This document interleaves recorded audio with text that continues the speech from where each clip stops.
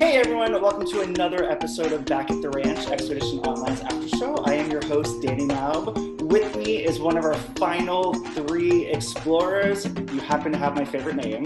Daniel, welcome. There we go. Yeah, I'm a big fan of the name as well. I think we just got the chemistry right off the bat. I think we're pretty solid for sure. So it's been a few days since the final ascent where you pitched your case to the jury. This is very new for me because it's the first time interviewing the final three and not actually knowing who wins in the end. But just talk to me overall. How are you feeling? Do you think you did well in the final ascent? Are you feeling calm? Have you been sleeping well?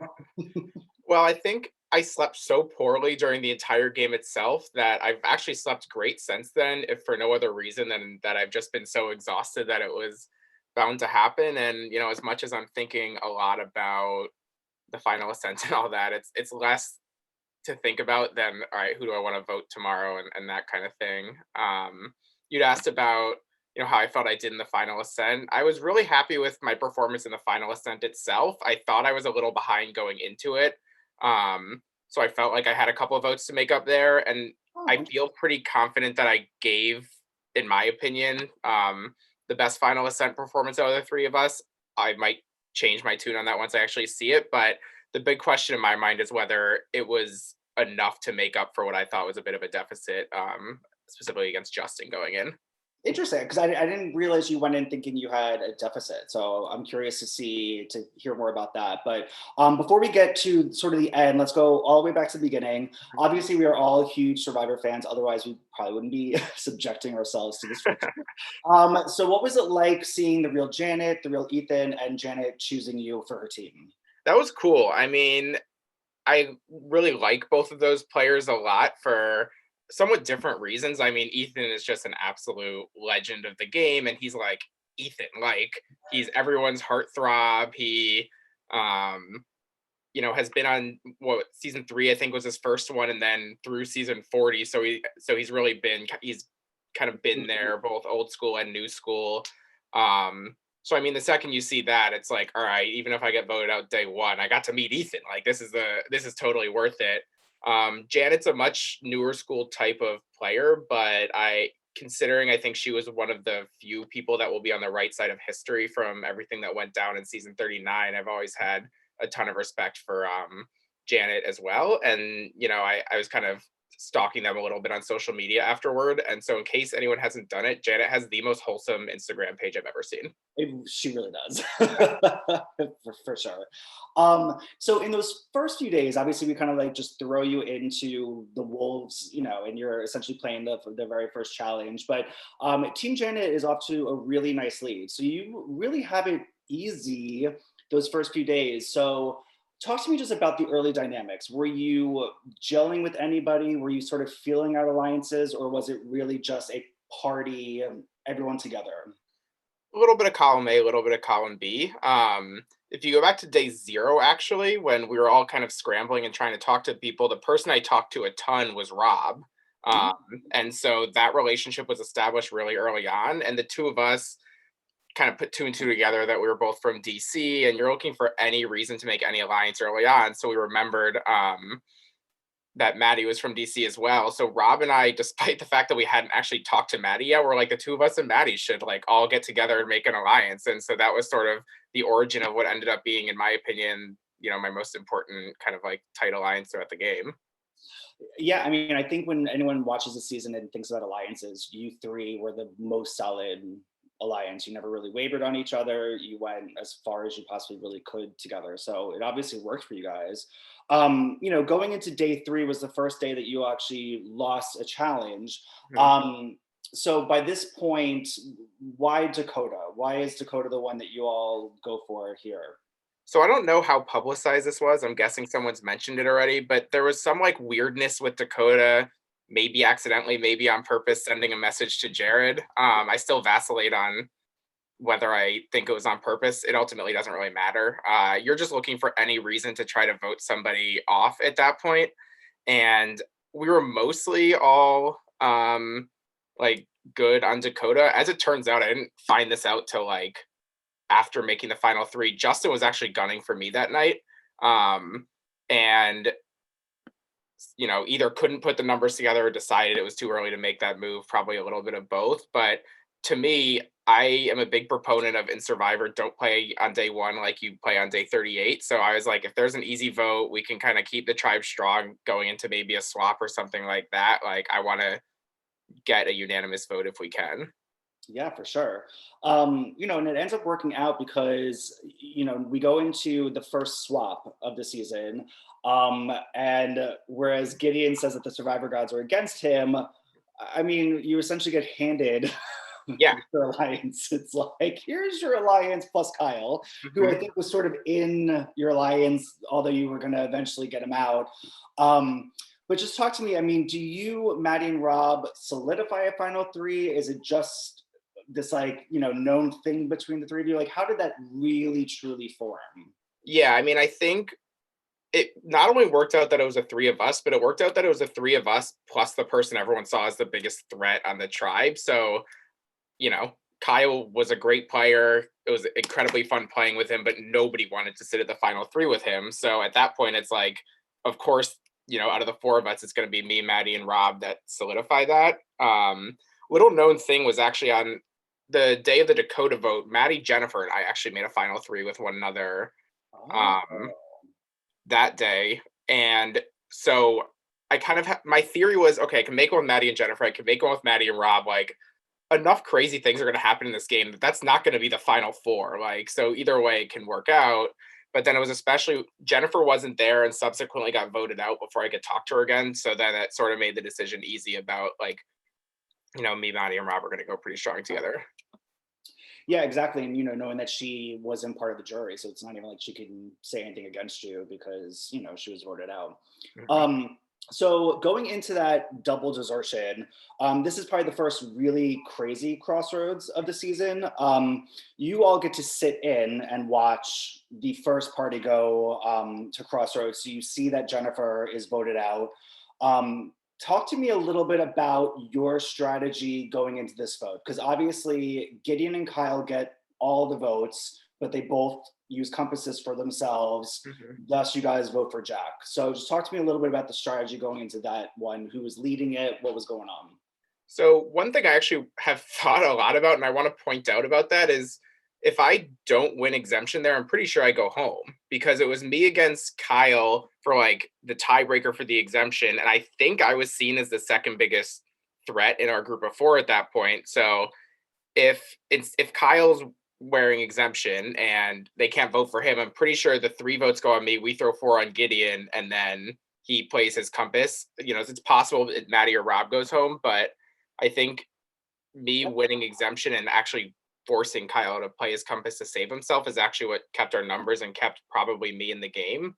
But I think I've gotten this bad habit of not actually answering your question. So my That's just thought process, because I did have exemption going in, I sort of suspected Gideon might have a compass, but I wanted to vote. I think I wanted to vote Ryan out, because, but I just couldn't really get the numbers there, and it just, especially since I knew I couldn't be compassed out anyway, it didn't seem like a time to really try to use a lot of my social capital. So I just sort of thought, we'll get one of them out. I didn't really want Kyle in the game that much at that point, but it was like it's too early to make this move at this point. So get one of them out, and then but like the thing I will say is when it was down to me, Kyle, Maddie, Rob, and Ryan, if we had lost, I was potentially going to push to try to keep Ryan at that point.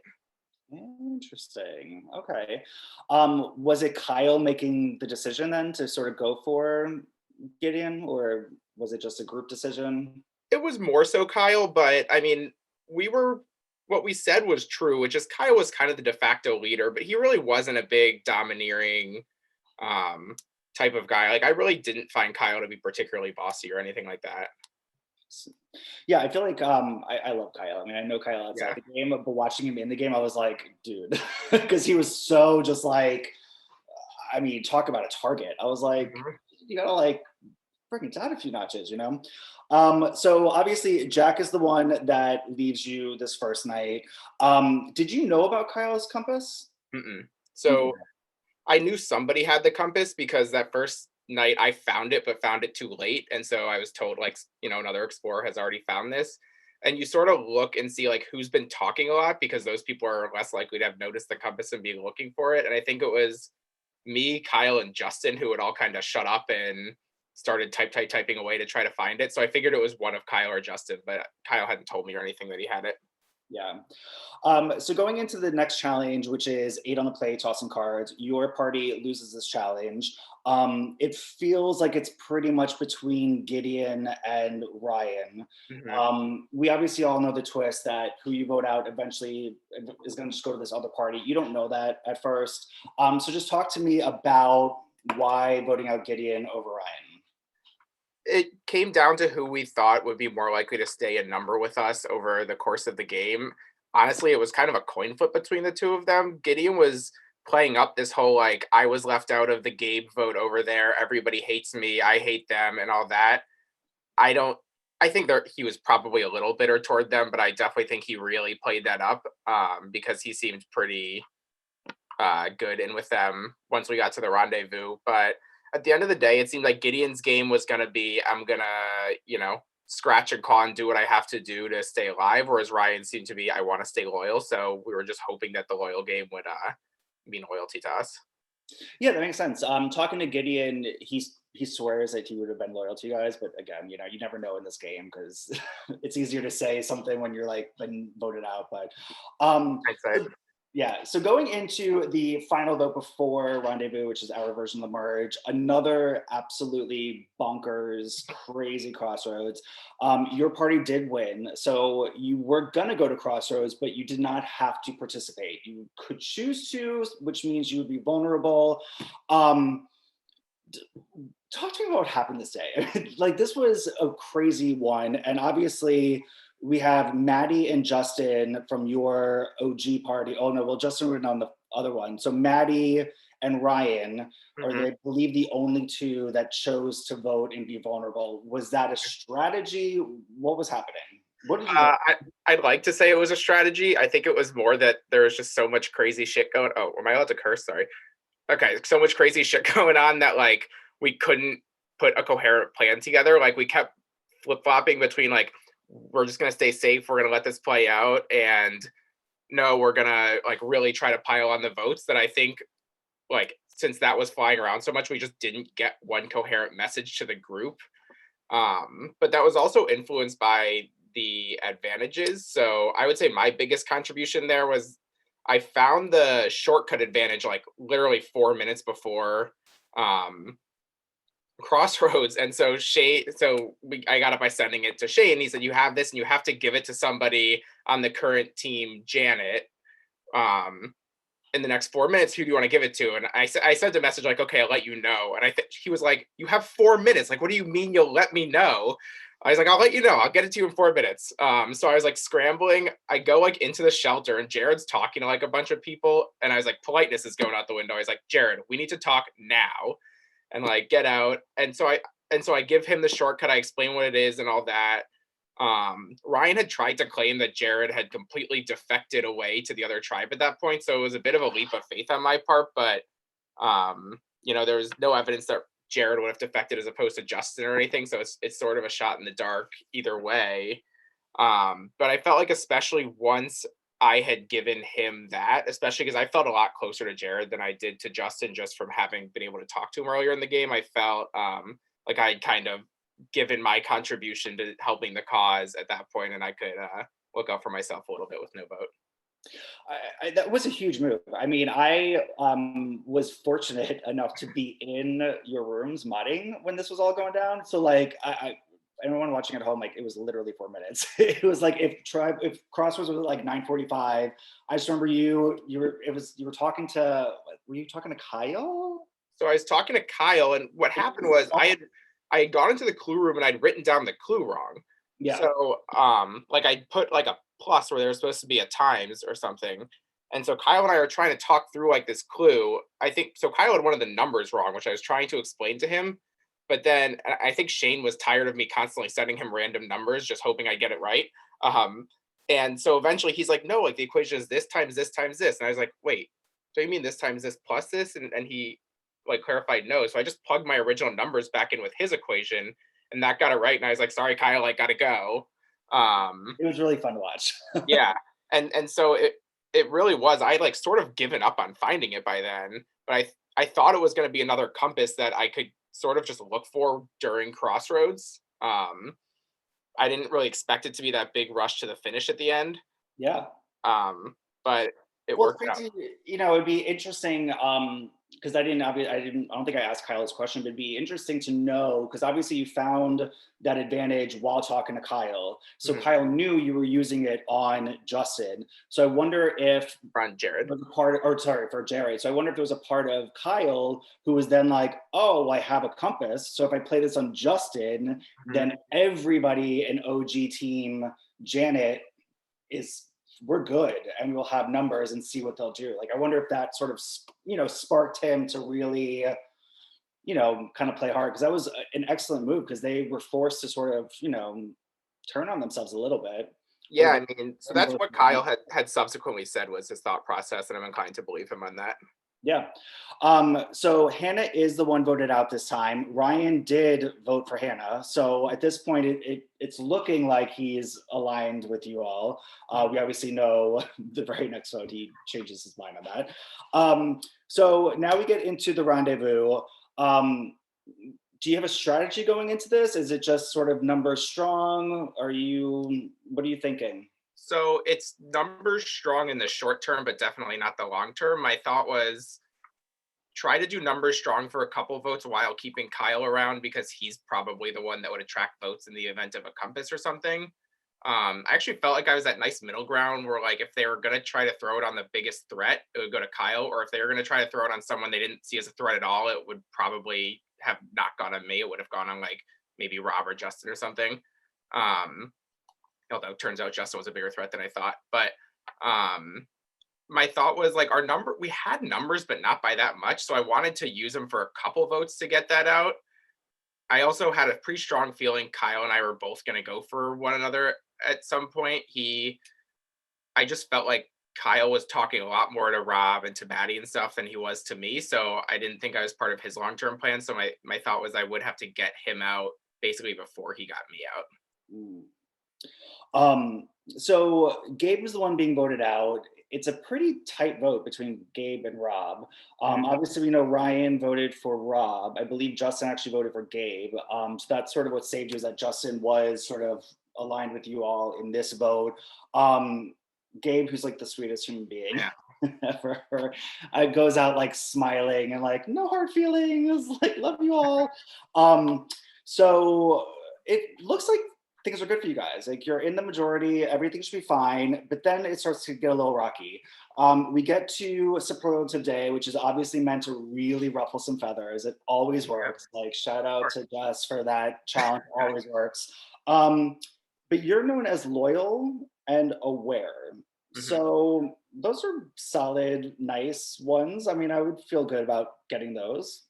Well, I feel good as a human about getting those, but it's a little troubling when I think aware is the one that more than anything paints a target on your back. But I had actually said that like my biggest strength in this game was awareness. I felt like I always knew what was going on. The issue was knowing that doesn't do you a whole lot of good if you can't actually do anything about it. So that was the part that I found more challenging. Yeah.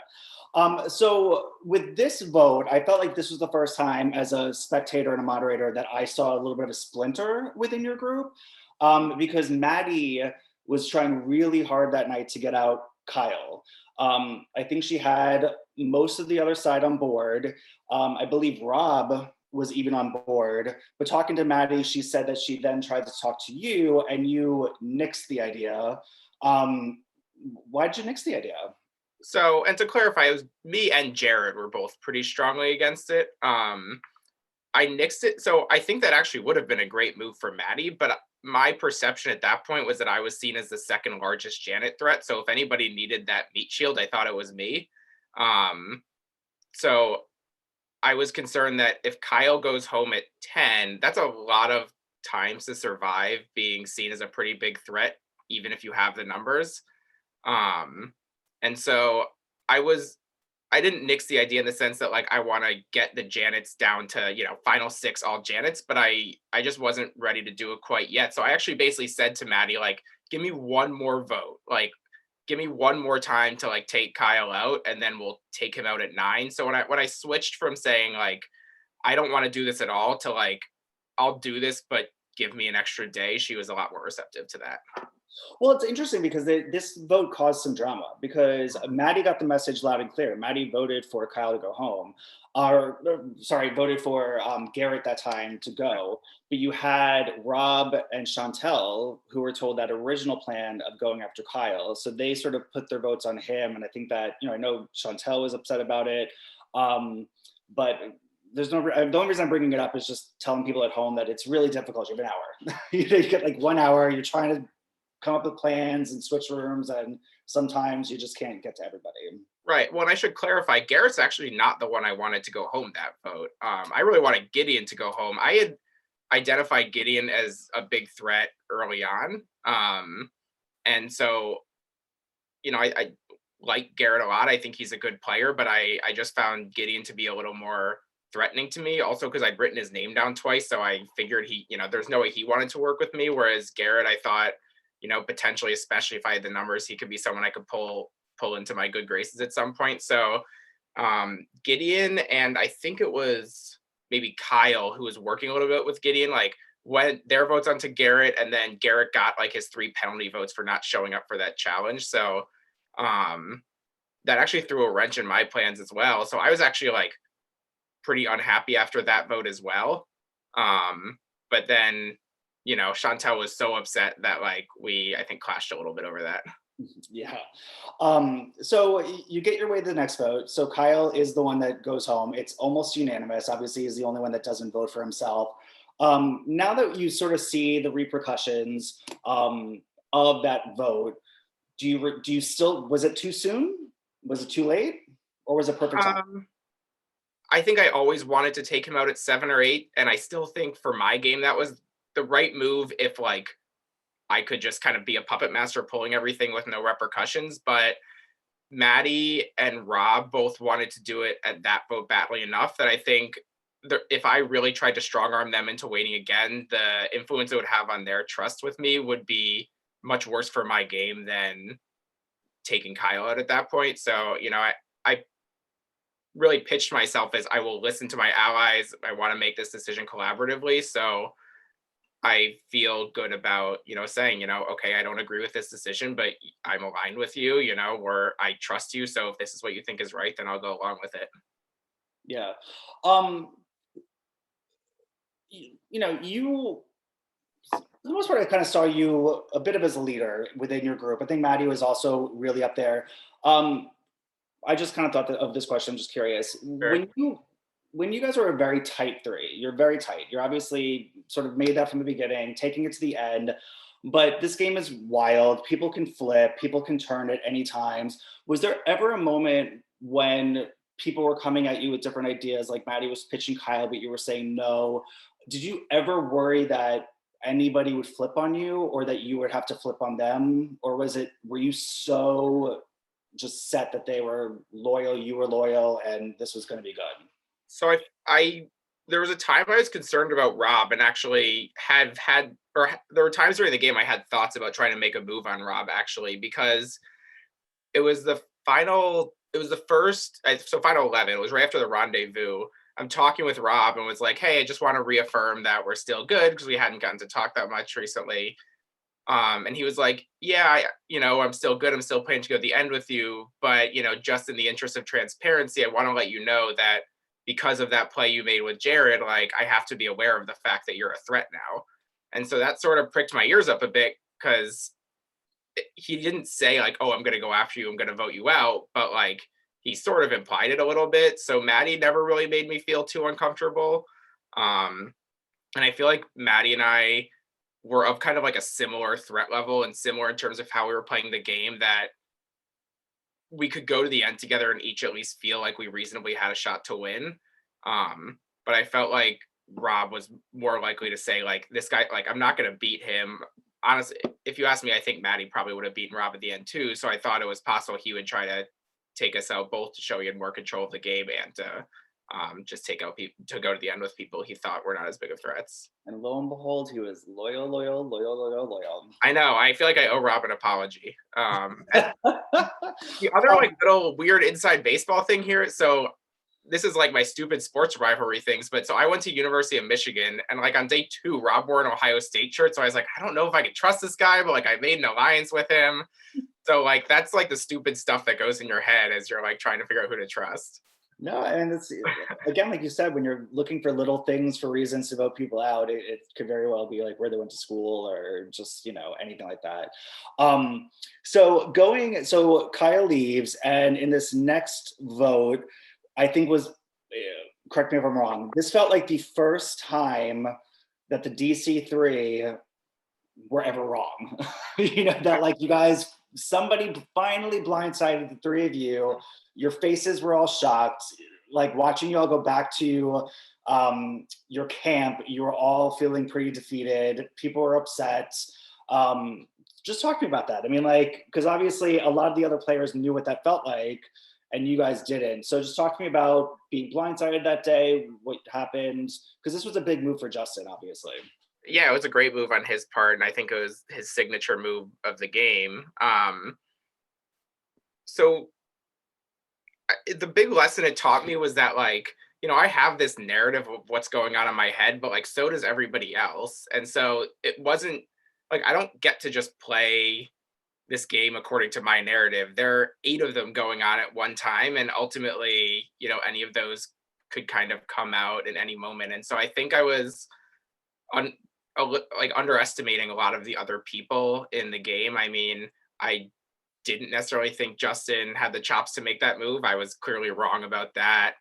I thought that like Ryan and Chantel and Gideon would just, since they're in the minority, would be happy to be able to just survive another crossroads. So I thought by giving them Justin's name, they'd basically be like, all right, cool, like it's not us. We'll just go with that. Whereas they wanted, understandably, to have more agency in their game. So it really, I think, forced me to watch my back a little bit and perhaps not be quite so arrogant and thinking I could just always control the vote. Yeah, I mean, the good news is that you and Maddie have 2 compasses. Mm-hmm. And going into this next day, Justin wins immunity. Did you know at the time that Ryan was gifted this heirloom compass? So we knew he had something. We thought he just had a regular compass, but we knew he had something he could play. Okay, and because Ryan said something, right? Yeah, that was actually where a lot of the fallout from the previous day came, where Ryan told, I believe, Maddie and Rob about it. Maddie told Chantel about that. Chantel told Ryan, then Maddie told Chantel, right? It's this stupid circular game of telephone. And then Ryan got relatively understandably upset with Maddie and Rob being like, I trusted you guys, I wanted to work with you guys, which may or may not be true because he just voted out one of their biggest allies. But and so Ryan kind of at that point was more than happy to leave me, Rob, and Maddie kind of all on the outside. So I actually, the next day, like for me, it was all gameplay, right? Like Ryan made what I think was probably the right move for him, but I probably had a 10-minute conversation with Ryan where I laid on like the biggest guilt trip of all time, being like, Rob and Maddie were the ones that like went against you. Like I didn't do anything. Like I don't know what I did to deserve this. Basically trying to get him to like work with me again, which didn't really work, but I figured I'd just pull out every stop I could. Yeah, no, it's just funny because just now having talked to a lot of you, as everyone's been voted out, that was just a fun one because it turns out that Gideon was really trying to get Justin to go for Rob because he's like, I'm pretty positive Daniel and Maddie have compasses, and so if it went on Rob would have gone home. And then just hearing too that like if Ryan kept his mouth shut and didn't share that he had a compass, which had to be played on that was the last time it could have been played. Yeah, he was playing it. If you guys voted for him, it's just interesting when like the more information you spill, the more risk you're taking because it blows up people's games. So is all I'm trying to say.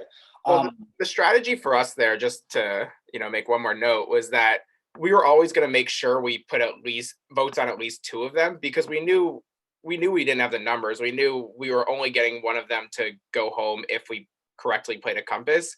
So that's why we put a vote on Ryan and a couple on Chantel, just figuring then even if Ryan or Chantel or whoever takes something out, then we can get the other one out. Yeah. My other favorite part about this one was just I was in your room with you and Maddie, where you both were just like, I think we should just blow up Crossroads. I think Yeah. we should just go there, make up lies, and play compasses. And it was fun. It was a fun Crossroads to watch because you guys were really, you had nothing to lose because you both knew you were going to be playing your compasses. Obviously, Maddie needed to. Turns out you didn't have to, but I still think it was a, I think you did the right thing. Yeah, how can I know? Especially because you end up getting another compass. So you're doing really well. So this next vote, I'm hearing that people did not fully believe you had a compass because you were so forthcoming about having a compass. So I want to hear, first question is just your strategy about telling everybody you had a compass. And second, why didn't you play it on yourself? Okay, so I have answers to both of those. The first one was I knew I had this compass, and I was trying to figure out a way to have one compass get me through 2 votes rather than 1.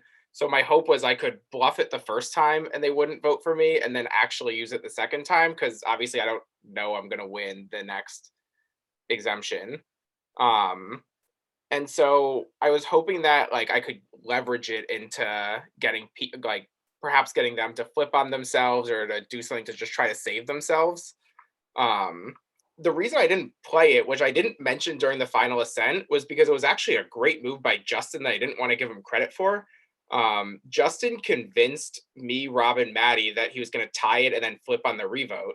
So I figured if that happened, we'd send Ryan home and I'd get to keep the compass. He claims he was going to do that and then didn't when I didn't play the compass. I don't know if you've done this with him yet. Maybe he'll. That's him too. Okay, yeah. So maybe he'll shed some more light on whether he really did change his mind or whether he was like always planning to go to rocks. Yeah. But yeah, so the reason I didn't play was I thought I was going to be able to get Ryan out without that, but then I had to make up some random crap at Final Ascent because I'm not going to be like, well, I didn't play it because this person who I think is a big threat to win sitting next to me made this great play and, he deserves all this credit. Yeah. Again, it was a good move on Justin's part because Maddie was a huge threat. I mean, Maddie, and for Maddie to go home on a wheel is crazy because, she played such a great game. So, yeah. And it was a risk. I mean, it easily could have landed on Justin, easily could have landed on Rob. I mean, that was the risk that everybody took. So you lose Maddie at this point. So what makes you feel like you can trust Justin? Because obviously you, Justin, and Rob then became the 3 that booted Ryan and then booted Gideon. So, I mean, I didn't at all feel like I could trust him, but I have no choice at that point. I mean, I know I can't beat Ryan. I know I can't beat Gideon at the end. I feel fairly confident I could beat Rob. Maybe he's named not Soul Survivor. What do they call it here? Winner. Yeah, maybe Rob wins and I'm shocked, but I don't think it's going to happen. And I think I at least have a shot against Justin. So it's sort of like, what's the point of getting to the end if I'm sitting next to Ryden? He sweeps the jury anyhow. Yeah. So it's not that I trusted him, but just that's literally the only option I could see at that point that gives me any chance to actually win the game. That's a good point. I mean, and obviously you win those last 2 challenges. So you've really proven to be a comp beast, a compass finder, daring move maker. I mean, you really had a very, very solid resume going into the final 3. So now that the ascent is over and we're kind of in this like waiting period, you kind of touched on it, but I want to give you a little bit more of a chance. How do you feel like you did in that final 3 speech, and did you make the right move taking Justin and Rob? I mean, I think once it was down to the final 5, I made the right move taking Justin and Rob. Gideon got what I think was a zinger he'd been trying to think of all night when he said I wasn't going to bully him into his vote, but I didn't think I was getting Gideon's vote anyway. The way I saw it going in, I think Justin had Gideon, Gabe, and Garrett. I think I definitely had Maddie. I think I have a good shot at Jared. And I think if it goes 4-4, Rob will vote for me. So in my mind, I need to get 2 of the remaining 3 votes to force that tie. And then, so that'll be what? That'll be Ryan, Kyle, and be Ryan, Kyle, and I'm blanking right to Chantel. And so going into that, I know I need to kind of earn their votes.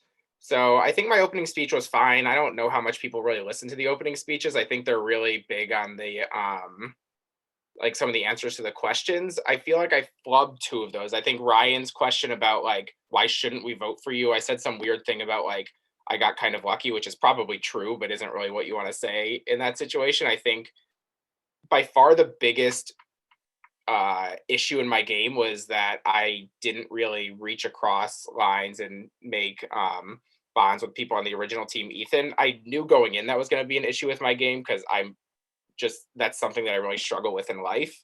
So I wish I just really owned that, which I did a couple of times rather than throwing out something random. And then as we talked about before, I don't think I did great on Kyle's question about like why didn't I play the compass, because the real reason, as I said, the real reason I didn't play it was something that gives Justin too much credit. So I feel like I have nothing to say at that point. Yeah.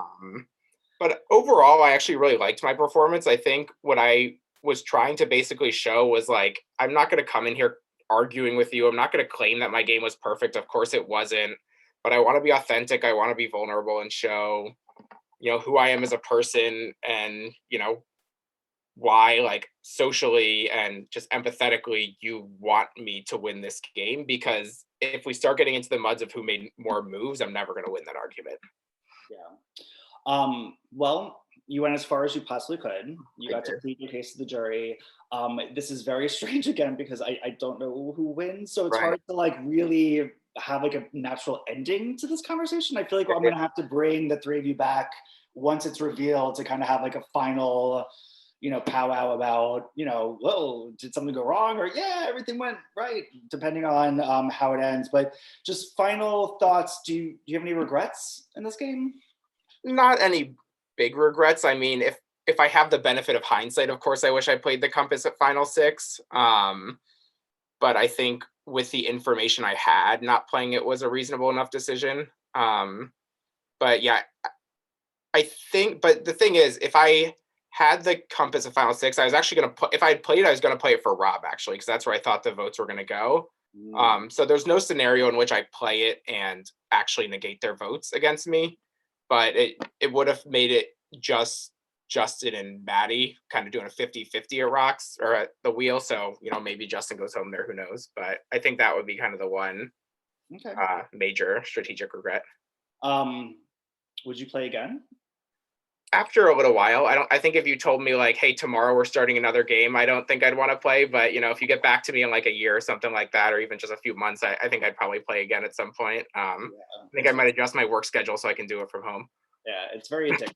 You find like once the next season starts up, you'll be like, I kind of want to you kind of miss it. It's weird, but Daniel, it was absolutely a pleasure and a joy watching you. You really played a great game. I mean, it's hard because the jury has to pick one winner, but I feel like, you all had a really great case to make, and you definitely proved that you were a beast. I mean, you didn't get votes for the longest time, and you won challenges, and you made moves and took control. So we'll see. Let's see if that's all we can say. Works. But any final thoughts before we wrap up? Not too much. I just wanted to give a thank you to you as well as to all the other mods. I mean, if you look at the time commitment, like we all put in a time commitment, but we were like the ones playing the game. But you guys put in a tremendous time commitment as well. It could be a thankless job a lot of the time. So I want to make sure you all know that we do appreciate it. Well, we appreciate you playing, and like honestly, we have fun watching. We have a match chat, so like when you guys were playing, we're like, I can't believe Daniel just said that, Roy. And so it's like lots of entertainment for us too. But yeah, I really appreciate you saying that. So thank you. Perfect. Daniel, good luck. We'll find out the winner in I don't even know how long. Yeah, keep your fingers and your toes crossed for me. Although I guess you're supposed to be impartial. Yeah, so I'll have to come back and talk to you. But otherwise, I look forward to getting to know you outside the game. Everyone at home, thank you for watching. Tune in for the next one when I talk to our final finalists. So have a good one. Bye, everyone.